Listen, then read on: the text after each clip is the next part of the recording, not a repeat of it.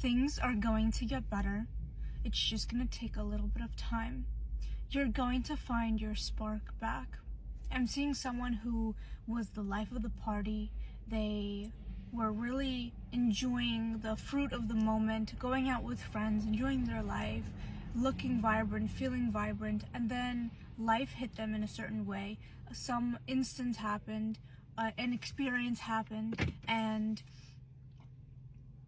maybe a friendship was lost, or a relationship tore them down, or life experience, just whatever, and they lost their spark. And I'm seeing that crying video, like it's on like TikTok, like the crying sound, that girl like crying, sobbing, and then the caption is like, what did this, after crying like this, like, who did you become? Something like this. You were sobbing in your room, on your bed, on your floor, hands to the head to the knees, sobbing, crying it out, praying for something to change, praying for it to be over. Praying for it to be over. Not your life to be over, but the aspect of you that is hurting.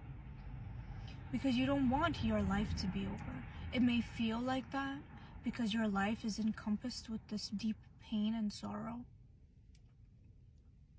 And I'm hearing regret. But it's the old version of you that needs to die. And the alchemy here of Persephone is coming through as well. Persephone's shadow aspects are coming through. Not taking life by the horns, being a little bit more passive, putting the steering wheel in somebody else's hand.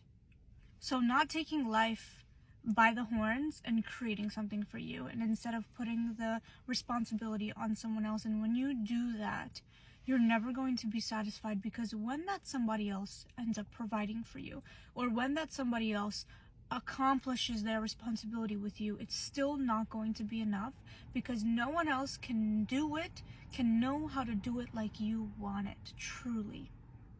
Only your essence can duplicate that. So that means to heal the shadow aspects of Persephone, who is a little bit more timid with life, who, is a little bit more indecisive with life. It's time to pick yourself up, because no one is going to pick you up. And that's the harsh truth. No one's coming to save you, babe. No one is coming to save you.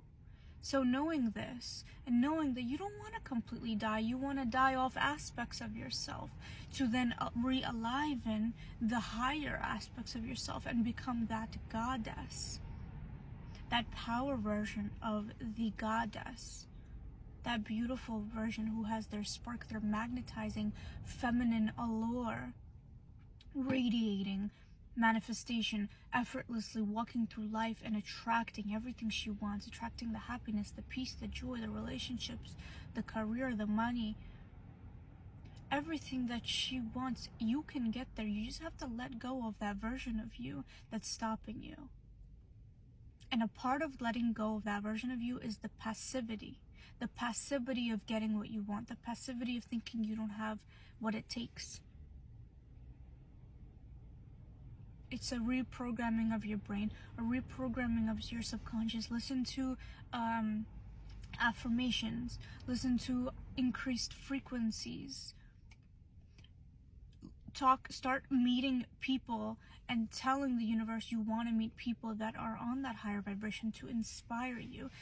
Reach for outside sources of inspiration to latch onto right now, because at your most vulnerable moment, at your most weak moment, it's going to be hard to keep that inspiration. So use outside sources for inspiration. Go out to the scenery that makes you feel alive. Go to the parks. Take a trip if you can. Go outside, look at the sun.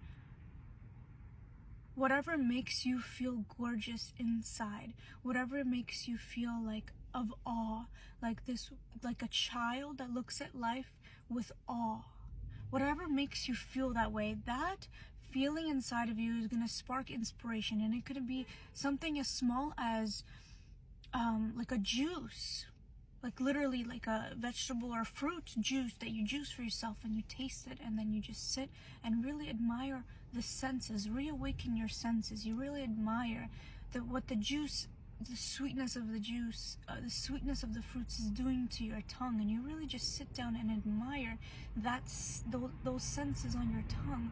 It's as simple as that. That's going to evoke your emotions of pleasure.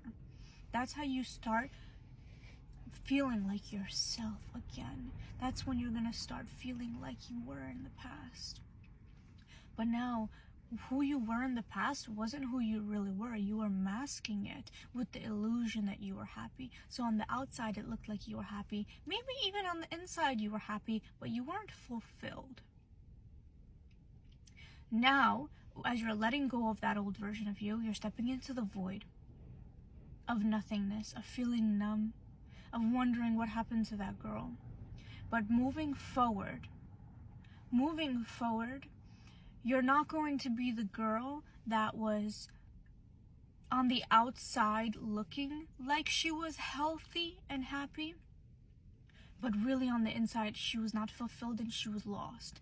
Now, through this journey of the void, of feeling these emotions, of understanding what it feels like to be in pain, because you may not have understood that before, and you needed to understand that. It was a big life lesson for you.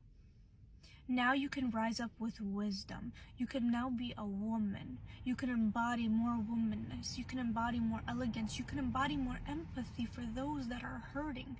As in the past, you cannot do that.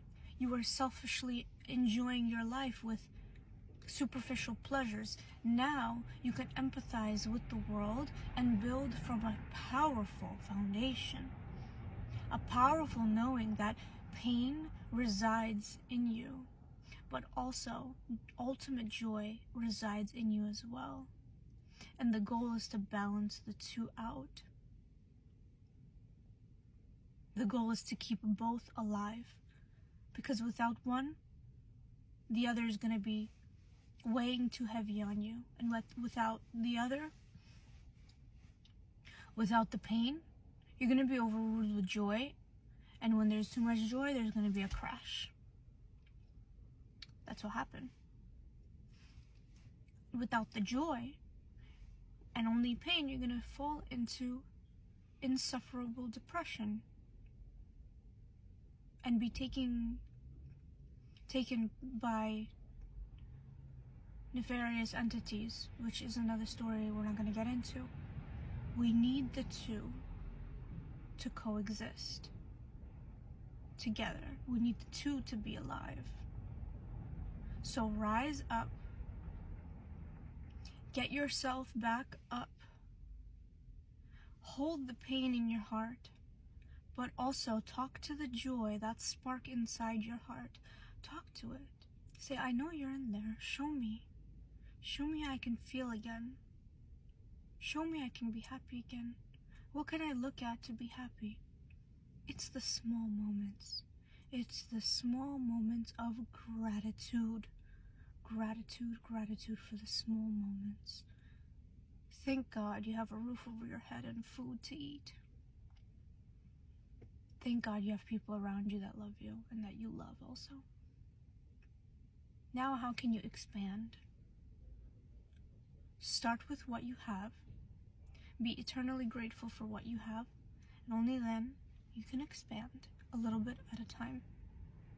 And in the moment, you're going to process your grieving. And when you learn to balance the two, you're going to be unstoppable. You're going to create the life of your dreams, but what's more powerful than the outside, than the material life that you're going to create, is the substance, the inner substance of your heart being so fulfilled, because now your heart truly knows the two polar opposites, light and dark. that completes the whole. That completes the whole of the divine feminine, both the light feminine and the dark feminine. I love you so much. I have light feminine and dark feminine activations on my website. All goddess activations are on my website. The link is in my bio.